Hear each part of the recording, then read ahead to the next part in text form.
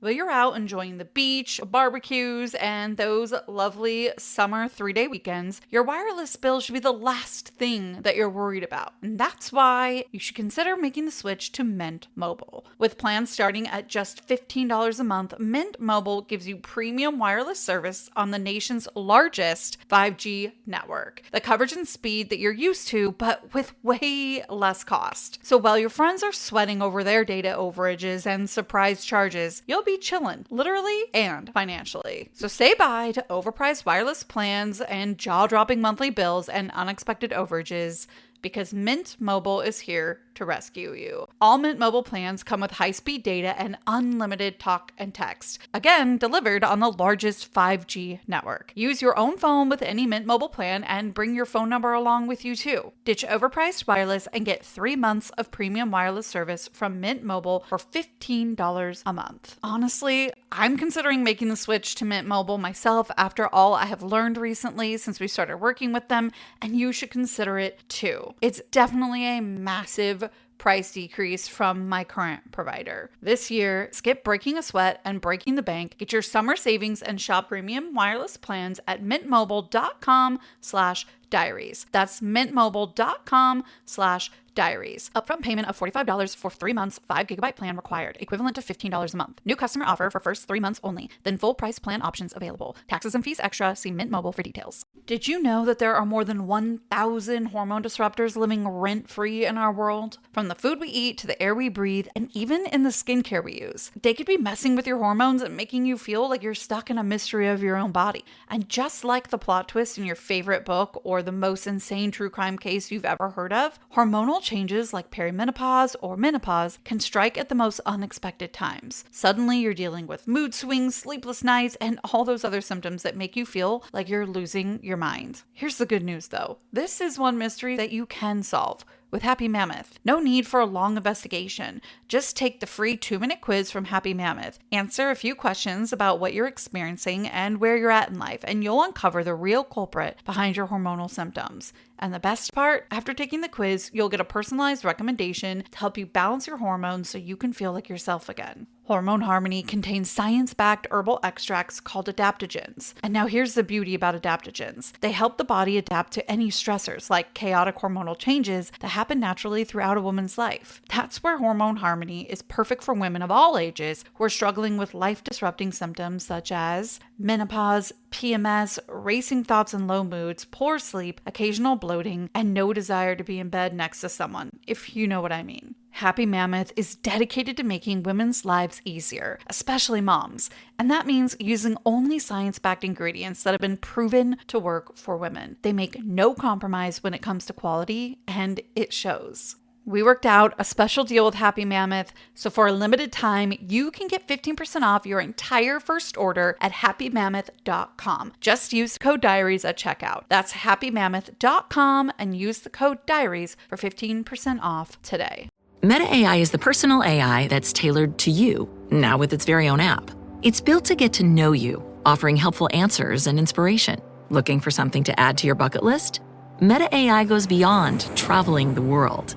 It remembers you're a basketball fanatic and suggests you attend one of the playoff games. Just start typing or speaking to get the answers you need, wherever and whenever, because Meta AI is your personal AI. Download the Meta AI app, now available on the Apple App Store and Google Play. Welcome to the Murder Diaries. I'm Natalie. And I'm Paige. Remember, if you want to listen ad-free, head over to patreon.com/themurderdiariespod. When someone promises you the world, be careful about agreeing to the world in which that person wants you to live. So many people are swept up in the fantasy of happily ever after with that someone special, only to find themselves existing in a living hell. One such person was Crystal McCrory. A devoted Christian, wife, and mother, Crystal exuded a light and warmth that touched everyone she knew, friends, family, and strangers alike. She spent her entire life making others happy with her silly jokes, elaborate pranks, generous compliments, and thoughtful gifts. And when she met Tony, the man who would eventually become her husband, it seemed theirs was a storybook kind of love that most people always dreamed of, until it wasn't. Eventually, Crystal would find herself trapped in a dysfunctional relationship built on isolation and verbal abuse. And then one day, Crystal woke up feeling under the weather and scheduled a doctor's appointment, a doctor's visit that she never showed up to. She was found in her home later that day with a gunshot wound to her head. Her death was quickly ruled a suicide. And the discrepancies in the investigation of what really happened to Crystal are almost too astounding to believe. So what really happened to Crystal McCrory, the woman with the magnetic, infectious, and irresistible personality? The mom who was fun, funny, and spontaneous, and seemingly had so much in her life to live for, despite the marital strife her husband had been putting her through. And while we're asking questions, why did authorities do such a terrible job at trying to find the truth? Beneath the vibrant life she led, Crystal's was a story left unfinished, a mystery that has yet to be solved. The circumstances surrounding her death raise more questions than answers. And to this day, her family is still searching for the truth. Will justice ever come for Crystal McCrory? This is her story. Used to think it's in my head, but I'm walking with the dead. If you want to know exactly what kind of person Crystal was, just ask her sister Jana. We did, and Jana couldn't say enough about what an amazing person her sister really was. Crystal's friends felt the same way. Jana shared with us a reflection from one of Crystal's closest friends, Lee Merrill Hickey, someone Crystal had known well in New York. Lee said, quote, "I owe this amazing woman a tribute. This gorgeous, sweet friend of mine was the mommy of all mothers, the Betty of all Crockers, the Susie of all homemakers, the pioneer of all women, the best of all friends to everyone who was blessed to be able to call her one. She had the talented ability to tell it like it was without hurting feelings. She would actually give you the shirt off her back and let you go through her closet to find the perfect pants to match. Maybe a pair of shoes too. This world is not as sweet, beautiful, or bright without her in it." When we asked Jana in her written interview what her most cherished memory of Crystal was, she wrote, "Oh, there are so many.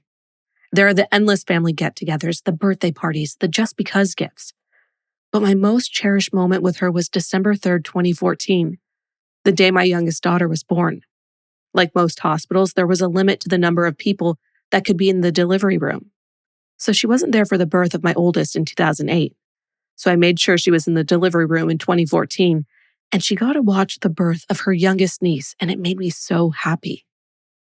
Crystal Denise McCrory was born on May 17th, 1979 in Corset, Arkansas to her parents Doyle and Janie McCrory. The second child and first daughter, Crystal graduated from Bastrop High School in 1997. As a young woman and single mom, she worked as a waitress while raising her two sons, Corbin and Mason. Crystal had an abundance of wonderful friends, and she loved and cherished each of them. Those friends all knew how Crystal's beautiful smile brightened the day and how her contagious laugh could fill a room. An adventurer at heart, she loved travel. And no matter where she lived and worked, Crystal dedicated her life to helping others. If someone she knew was having a problem, she would work tirelessly helping them find a solution. By 2018, Crystal was a licensed office representative at State Farm Insurance. It was during this time that she met Tony Joe Jones. They met in January of that year, and by all accounts, Tony was smitten with Crystal. He put her up on a pedestal. Tony promised Crystal all the things she desired from a relationship: love, financial stability, and church every Sunday. In fact, in a text to Crystal, Tony once wrote, "If you jump off a cliff, I'll be there to catch you." And like with every other person she loved, Crystal gave everything she had to hers and Tony's relationship. Prior to getting married, Crystal and Tony ran away together to live in Vicksburg, Mississippi. After a brief stay there, they moved to Oak Grove, Louisiana, where the two of them would finally tie the knot. Between the two of them, they had 4 grown children: Crystal with her 2 boys, and Tony with a grown son, and a daughter that was in high school and still lived at home. It's also in Oak Grove where Tony began isolating Crystal from her family and friends. Their relationship quickly devolved into dysfunction, with Tony adding verbal abuse to his brand of control. Using Crystal's previous marriages against her, he would say things like, "Your other husband's got the skinny version of you. I get the fat version." And on top of the abuse, Tony had profiles on almost every dating website. It also didn't help that Tony and Crystal were in major financial distress during this time with the business that they owned and operated together, Inner Peace Martial Arts Studio. According to Crystal's sister Jana, Crystal was the type of person who would never have wanted her family to know about the struggles she was having with Tony. So it was only after she died that her friends and family truly understood what was going on in her life. There was enough turmoil for her family to even suspect that, toward the end, Tony's verbal abuse turned physical. In late January of 2023, just a couple weeks before her death, Crystal found out that she was going to be a grandmother for the first time. This was a bright spot in an otherwise dark time in her life, and she was elated, overjoyed at the idea of having a grandbaby in her life. To say that Tony was less than enthusiastic about the news would have been an understatement. Crystal's sister Jana told us about how joyful Crystal had been, saying she was so happy. And Tony's response was, "Just great, another added expense when we have to go see the baby in New York." The troubles at home were only getting worse, and nobody knew it more than Crystal. She became suspicious that Tony might be running around on her, so she began to monitor Tony's locations through the Google location finder on his cell phone. And based on the evidence she gathered, it was more apparent than ever that Tony was cheating on her. But the worst of her discoveries pointed to possible pedophilic behavior with underage girls. This may have explained the drastic drop in enrollment status at the martial arts studio that they ran. Around this time, parents had been withdrawing their children from classes for reasons unknown to Crystal. Then on February 8th, 2023, the night before Crystal would be found dead, Tony deleted very specific contacts from his phone. Of those numbers, some of the occupations that had been listed for these contacts were a coroner, a chief deputy, a pastor, and the manager at the bakery barn in Oak Grove that Tony would visit the day of Crystal's death. Jana discussed these contacts with Sheriff Scott Matthews in the weeks after Crystal's death, but the subject was never brought up again. It's also important to point out that Matthews retains the only copies of the phone numbers attached to the contacts that Jana provided. It's Crystal's family's belief that this strange activity was a result of Crystal catching on to Tony's inappropriate behavior. Another odd thing that happened on this day, around 12 hours before Crystal's established time of death, someone logged on to Tony and Crystal's AT&T phone account for the first time.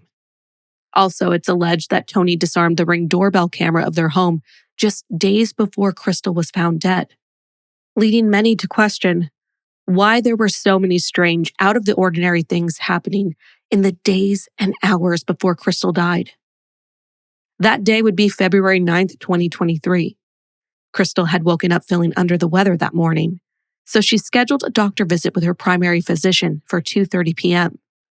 Tony left for work around 8 a.m., and despite feeling ill and being overwhelmed by all the drama with Tony swirling around in her life, Crystal went about her morning as she normally did. She brewed her morning coffee, took a bath, and did her makeup and hair. It was just another beginning of another day for Crystal. But as the day wore on, there was a strange shift in Crystal's routine. According to Tony, he tried reaching out to her multiple times, but there was no response. He said that with each unanswered text and call, his concern began to grow. Thinking that maybe her doctor visit had gone long, Tony called the doctor's office, only to find out that Crystal had never shown up for her 2:30 p.m. appointment.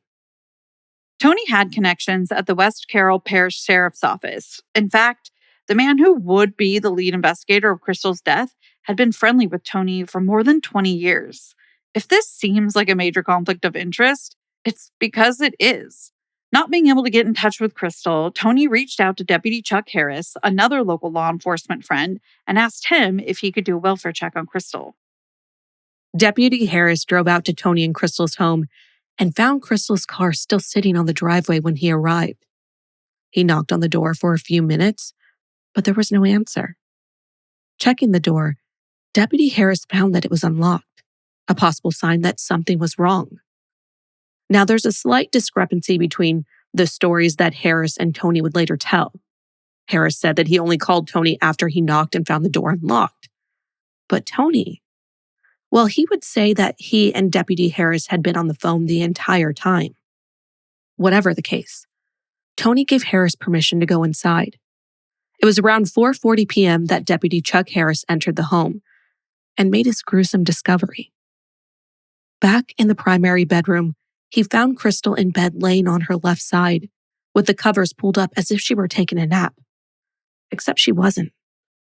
Instead, she was deceased and holding a 9mm handgun in her perfectly manicured fingers. There was a pillow on her face, a bullet hole in the pillow, and beneath that, a fatal gunshot wound to her head. Her death would be very quickly ruled a suicide. Some would say too quickly. But before we get into the so-called investigation of her death, this is a good place in Crystal's tragic story to talk about Tony's movements the day of her alleged suicide. According to his statement, Tony was running late that morning, so he didn't leave home until shortly after 8 a.m., around 8:06 a.m. to be exact. Tony held a side job as a handyman, and he was headed over to a customer's house to repair a refrigerator.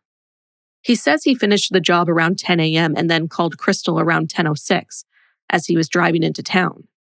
She answered this call, and the two of them spoke for about 20 minutes. According to Tony, Crystal sounded completely normal, and it was a typical call. He didn't get the impression from their conversation that anything was wrong. After the call with Crystal, Tony said he headed to his bank to deposit a check and then went to the bakery barn shortly after 11 a.m. for a bite to eat. But there's another inconsistency in Tony's story here. In his initial statement to the police, he doesn't mention getting a haircut between the bank deposit and arriving at bakery barn. But in a later police report, Tony said he stopped for a haircut before going to the restaurant. In yet another disparity, which is one of the most puzzling details yet from this part of the timeline, it suggests that Tony actually returned home around mid-afternoon that day. A FedEx package was delivered to Tony and Crystal's home around 1:16 p.m. The FedEx carrier who happened to be on their route that day, Loretta Cohn, was actually Jana's cousin, someone who Jana had grown up with. Loretta often delivered packages to Tony and Crystal, and from time to time she would pop inside to chat with Crystal or use the restroom if she needed to. And on this day, Loretta was delivering a package that contained a cell phone for Tony. When she pulled her FedEx truck up to the curb, she saw both Crystal's beige Chevy Tahoe and Tony's white work truck sitting on the circular driveway. Thinking this would be a good time for a bathroom break and to say hello to Crystal, Loretta knocked on the door several times. But nobody came to the door. Both of their vehicles sitting on their driveway was a great indication that both of them were home.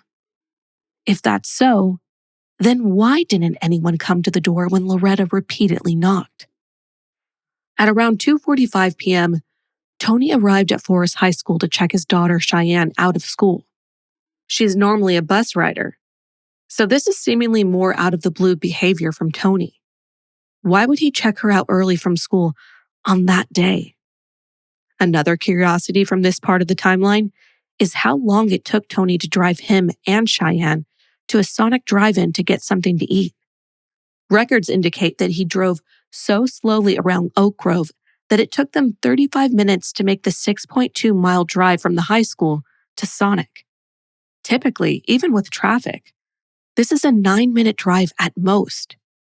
During this drive, Tony made a point to text Crystal to let her know that he'd pick Cheyenne up from school and that she wouldn't be riding the bus home. But he received no reply from her. After Tony and Cheyenne finished their meal at Sonic, Tony said he tried to call Crystal, but she didn't answer the call. This is the part of Tony's timeline when he called Crystal's doctor's office and found out that she hadn't shown up to her appointment that afternoon. And it's when more of Tony's inconsistencies begin to pile up. It's hard to know what happened when. One side of the story has Tony going to his martial arts studio after Sonic. Another has him going to a bowling alley. He also may have gone to the Walmart Supercenter. All that's clear is there's a lot of Tony driving aimlessly around town that late afternoon while his wife is unresponsive to his texts and calls. Right up to 4:40 p.m., when he finally called in that favor to the sheriff's department for a wellness check. It's hard to comprehend Tony's thought process from that afternoon. None of it really makes any sense at all. If he was concerned enough about Crystal's well-being to ask the police to go check in on her, why didn't he just go directly home himself? At any given time that afternoon, Tony was less than a half hour from their house. Besides his call for a welfare check on Crystal, every other thing he did that afternoon makes it look like he wasted a lot of time and purposely stayed away from his home. And it's not a huge stretch to arrive at that conclusion. When Paige and I started this podcast, we were excited, but it quickly got overwhelming. We were suddenly learning how to edit audio, plan content, create a brand, build an audience, all while trying to keep the vision alive. Looking back, I wish we had a partner like Shopify. It would have made a huge difference. It's like having a third teammate, one that knows exactly how to help you launch, run, and grow your business. For millions of entrepreneurs, Shopify is that partner, helping simplify the chaos so you can focus on what you love. Shopify is the commerce platform behind millions of businesses around the world and 10% of all e-commerce in the US. From household names like Skims and Rode to brands just getting started. Get started with your own design studio. With hundreds of ready-to-use templates, Shopify helps you build a beautiful online store to match your brand's style. You can also accelerate your content creation. Shopify is packed with helpful AI tools that write product descriptions, page headlines, and even enhance your product photography. Get the word out like you have a marketing team behind you. Easily create email and social media campaigns wherever your customers are scrolling or even strolling. And best yet, Shopify is your commerce expert with world-class expertise in everything from managing inventory to international shipping to processing returns and beyond. If you're ready to sell, you're ready for Shopify. Turn your big business idea into with Shopify on your side. Sign up for your $1 per month trial and start selling today at shopify.com/murderdiaries. Go to shopify.com/murderdiaries. Shopify.com/murderdiaries. After hearing of Crystal's death from Deputy Harris, Tony ended the call and dialed her brother, Dane McCrory, to give him the tragic news. He explained the events of the day to Dane and then began his trek home. Tony arrived home at 4:51 p.m. It took him 14 minutes to get from his last verified address on Constitution Avenue to his residence. And this is a key piece of information. 14 minutes is the average time it takes to get from where he was on Constitution Avenue to his house. Despite Tony being told that his wife was found dead in their home, Tony was inexplicably in no rush to get there. The theme for his day all afternoon long, it seemed. Shortly after Tony arrived, Crystal's sister Jana pulled up to the house, having heard the news of her death from Dane. There were several unmarked patrol cars along the side of the road outside the house, emergency lights engaged, as well as a coroner's vehicle on the driveway. The front yard had already been taped off with crime scene ribbon by the time Jana arrived. It was a sobering scene, and proof that something terrible had happened in her sister's home that day. When Jana approached the home, she was met by Tony, who embraced her, saying, "It's a single gunshot wound to the head." Without a word, Jana walked over to the furthest corner of the yellow crime scene tape. She was then approached by Tony's daughter, Cheyenne, who simply hugged her, no tears in her eyes, saying, "My best friend is dead." More of Tony's family began to arrive on the scene, including his sister Sherry Graves Cherrier and his cousin Angie Robinson. Sherry proceeded to tell Jana how sad and depressed Crystal had been, talking about the medication that Crystal had been on, suggesting that Crystal's supposed antidepressant regimen had been what had driven her to kill herself. At one point, Angie Robinson grabbed Jana's hand, saying, "I know you don't know me and we're not family, but you don't need to do this alone." It was the only true act of kindness that Jana had received that afternoon standing on Crystal's lawn. In the 30-plus minutes that Jana stood there, watching authorities move in and out of the house, she witnessed them all referring to Tony and his family members by their first names. Not once did one law enforcement officer approach Jana or communicate with her in any way. Nobody even asked who she was. Immediately worried about the overall vibe of how things were being handled at the crime scene, Jana texted a friend at another sheriff's office named Mike Tubbs. She wrote, "Mike, this is Jana. Hey, I know it's out of your jurisdiction, but I need some help desperately. My sister died tonight in West Carroll Parish. Right now it's under investigation as a suicide, but I just want to be sure nothing is left untouched. Because this just isn't my sister." Janet was obviously referring to the suggestion that Crystal killed herself. She continued, "Maybe I'm in denial, but please, please, help if you can. To be sure they look for anything suspicious. Her name is Crystal McCrory Jones." Mike Tubbs responded with, "I'll speak to them over there." Jana also had a friend in law enforcement over in Morehouse Parish named Libby Brixley, who she reached out to after texting Mike Tubbs. Most of her text to Libby was the same thing she'd written to Tubbs, but she added, "Libby, my heart hurts so bad. Me and my brothers told my mom and she lost it. I feel nothing but numb." Libby responded with, "Do you know who's working it? Sheriff's office or PD?" Jana replied with, "Sheriff's office. Her husband, Tony, used to work for the sheriff's office there as a reserve officer, and they relayed information to him that they wouldn't even relay to me." Now, this is a good place to address the investigation itself, or lack thereof. On the scene, it took police less than 2 hours to rule her death a suicide. According to the police report, Crystal had taken her own life, and an autopsy report would later back this up. But Crystal's family was immediately suspicious. They did not believe Crystal would have taken her own life, and they felt the police had made the ruling hastily. Investigators also failed to canvass the neighborhood and do interviews with the surrounding neighbors. Some of the other egregious early missteps by authorities are jaw-dropping. Upon arrival, police searched the home and bedroom and took only around 40 photographs. The day of the shooting, no bullet casing was found in the bedroom where Crystal had been shot. Where was it, and why had it not been found?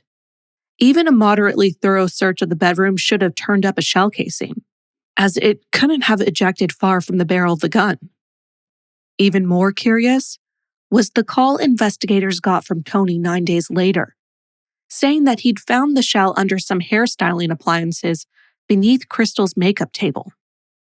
But between the day of Crystal's death and the time Tony claimed to have found the shell casing, investigators and cleaners had been in the home. Wouldn't they have found the casing then?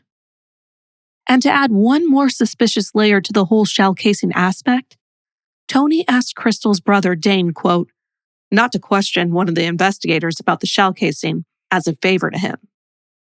Police later said that the crime scene photos taken on the day of Crystal's death did show the shell casing in the spot where Tony claimed he found it. They just missed it on the day they investigated her shooting. But Crystal's sister Jana tells a different story. She and her family had seen the crime scene photos. And according to Jana, none of them show the casing. "That's when I said there's something wrong," Jana said in our written interview with her. Sheriff Matthews said the casing was plain as day in a crime scene photo that 5 sets of eyes missed. And it wasn't there. "It's in no crime scene photos," she said.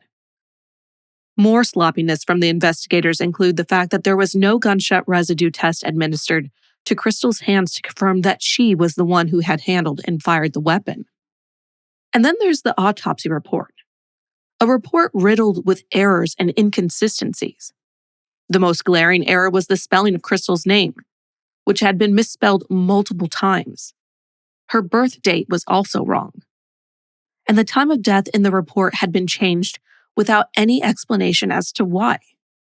It had initially been recorded as 10:35 a.m., but in an updated version, it had been mysteriously crossed out and changed to 5:05 p.m., which was 25 minutes after Deputy Chuck Harris had arrived at Crystal's home to carry out his wellness check. Another baffling disparity from the coroner's office was from the examination of Crystal's body. In the initial report, the female reproductive organs were described as, quote, unremarkable, meaning everything seemed normal. But then, mysteriously, that part of the report later changed to say that there was, quote, evidence of a hysterectomy. The roughly 40 crime scene photos should have immediately raised red flags on their own. Those taken of Crystal showed an abundance of bruising on her body, on her hands, and her inner thighs. One photo revealed a broken fingernail. Her family was shocked by what they saw in those photos, and even more so by the fact that none of these bruises were mentioned in either the police report or the autopsy report. Why ignore such a blatantly important detail? And this is the crucial thing to point out. It's impossible for bruising to occur post-mortem. These bruises had to have been caused before Crystal's death, which begs the question, how and when were they caused? Although Jana and other family members witnessed this bruising firsthand as they were preparing her for her funeral service, the forensic pathologist who performed Crystal's autopsy claimed that the bruising wasn't bruising at all, but something called postmortem lividity. Lividity, also known as livor mortis, is a term used to describe blood settling in the body after the heart has stopped pumping blood in the hours after someone has died. But these abrasions on Crystal's dead body weren't typical of lividity. They were clearly and distinctly bruises that had happened before she died. And as for how her blood settled after she died, this also raises important questions. Livor mortis is a great way for authorities and pathologists to determine the position of someone's body at the time of their death. The initial autopsy report for Crystal listed fixed anterior and posterior torso when describing the state of her livor mortis. Basically, what that means is that blood settled both on the front, anterior, and the back, posterior, of Crystal's body. Since Crystal was found lying on her back, all of her blood should have pooled to the back, posterior. There should have been no discoloration on the front, anterior. Knowing this would lead any competent pathologist to deduce that Crystal had been in one position when she died and had possibly been repositioned after her death. This should have been enough of a red flag for authorities to investigate whether or not someone tampered with the crime scene and moved Crystal's body after she'd been shot. The final autopsy report was emailed to Crystal's brother Dane on February 26th. Yet again, there were more astonishing errors. Some of the information in the report doesn't even match Crystal, including the following false statements: that she had arterial fibrillation, that she was diabetic, had diarrhea, pneumonia, and that she had a history of seizures. Absolutely none of this was true about Crystal. And even after Crystal's death, there seemed to be no end to Tony's suspiciously strange behavior. Just one day after her death, he allegedly called State Farm Insurance to inquire about a $63,000 life insurance policy that Crystal supposedly had through the agency. Let that sink in. One day after his wife was found with a bullet in her head in their home, Tony was thinking about money. But because Crystal had only been back working at the State Farm office for a short amount of time, she hadn't yet been added to the policy at the time of her death. Unsatisfied with this answer, Tony later showed up in person at the State Farm office, inquiring again about her life insurance policy. But he was given the same answer. There would be no payout because she hadn't been added to the policy. Crystal's family had it with Tony's questionable behavior and the lack of a true investigation by authorities, so they hired a private detective to look into the circumstances surrounding Crystal's death. This private investigator would uncover startling information about Crystal's state of mind in the weeks and months before she died. During interviews with Crystal's coworkers, one woman came forward to share stories of intimate conversations she'd had with Crystal. She revealed that Crystal had confided in her that she had been struggling with her mental health for quite some time, bouts of severe depression that she'd been treating with meds. Crystal told her coworker that the heavy doses of medication made her feel like a zombie. The side effects were so severe sometimes that she had to miss work. She also confided in this coworker about her feelings of sadness. not to the point of wanting to end her life, but only that these feelings left Crystal feeling overwhelmed. This coworker was also aware of the strain in Crystal's marriage. She knew about Crystal and Tony's financial problems, the rift in their relationship, and most notably, about Tony's adulterous interests. 5 days after Crystal's death, this same coworker visited Tony and Crystal's home, bringing food and other necessities collected from the community. When the coworker arrived, Tony was alone. The coworker felt uncomfortable being alone with Tony, so she left soon after dropping off the supplies. And on her way home, she allegedly began receiving sexually explicit messages on her phone from Tony. She would later tell police that she deleted the messages because she was afraid her fiancé might find them. In late February, Jana texted Tony to ask him to return a laptop that Jana had bought for Crystal a few years before Crystal's death. It was from this laptop that Jana discovered Tony's Google activity from just 4 days after Crystal had died. Tony had Google searched the following phrase: "What is the appropriate amount of time to start dating after the death of a spouse?" Crystal was cremated on February 20th, 2023, at the request of Tony, but against the wishes of her family. This happened 2 days before the autopsy report was released. This means Crystal's family are unable to have an independent autopsy conducted, leaving them with a permanent roadblock and more questions that can never be answered. Adding insult to injury, Tony refused to distribute Crystal's ashes to anyone in her family except her 2 sons. Today, Jana and her family are working tirelessly to get Crystal's case reopened so that they can, for once, have an actual investigation into the events surrounding her death. It's the only way they feel they'll ever gain the closure they so desperately want and need. When we asked Jana in our written interview what she'd like everyone to know about Crystal's death, here's what she wrote. "I want the public to know that Crystal's case is like a case that happens in almost every small town across America, where a death is prematurely ruled a suicide and a proper investigation isn't done. Due to the lack of investigation by the West Carroll Parish Sheriff's Department, we'll likely never know what happened to Crystal that day. However, our goal is for no other family to ever have to fight this fight like we are. There needs to be change and reform. Crystal was a world changer in life and death. Her story will change the world. It will bring change and reform to how investigations take place. I'll be sure of it." Make sure to follow us on all of our socials at the Murder Diaries Pod. We'll see you on Monday for another episode of Unscripted and next Thursday for another installment of True Crime. Until then, Stay safe. bye.